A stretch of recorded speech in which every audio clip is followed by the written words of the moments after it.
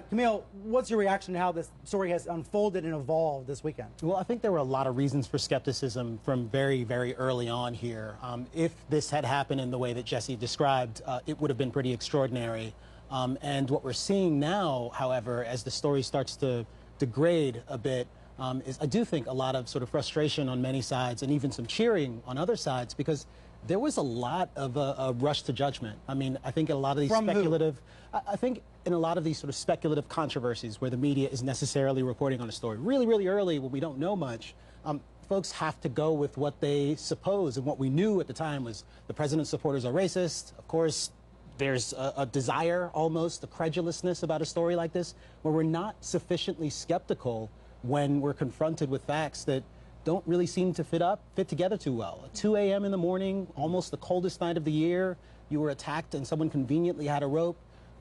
My heart goes out to anyone who gets attacked, but it's totally appropriate to exercise a bit of skepticism and to exercise a bit of patience in waiting for the facts to develop around this story. And as they have developed, the story looks very different than what most people suspected. The narrative was set so early on that January day because TMZ first heard about this alleged attack. TMZ was the first to say they heard the MAGA country quote. It came from a source close to Jussie. So immediately this was a political fight, right? Sure. Immediately there were political stakes to this story. Liz, do you think that distorted it? Right. I mean, the MAGA quote, I remember reading about this story and looking for a real reputable media outlet reporting on that, and I could not find one, right? The people who were repeating that quote were not news outlets, were not media outlets. It was repeated by, sure, people who maybe had good intentions of wanting to spread this story and had empathy for what they thought was, you know, a real story. But we can't confuse celebrity tweets with the media and the press. And, you know... So you're saying actors and activists who were rushing to his side because they're friends with him and they support him and they're concerned about a possible hate crime. Of course, he's in the hospital, are not the hospital, same as Chicago reporters who were trying to find out what happened. Exactly, and it is different. And look, we don't know what happened to Jussie, but what we do know is that racism is alive and well in this country. Homophobia is alive and well in this country. 2017 set a record for the number of hate crimes, and the president and his rhetoric has been cited by people who, there is real evidence of people who have done these crimes who cite that the president has inspired them.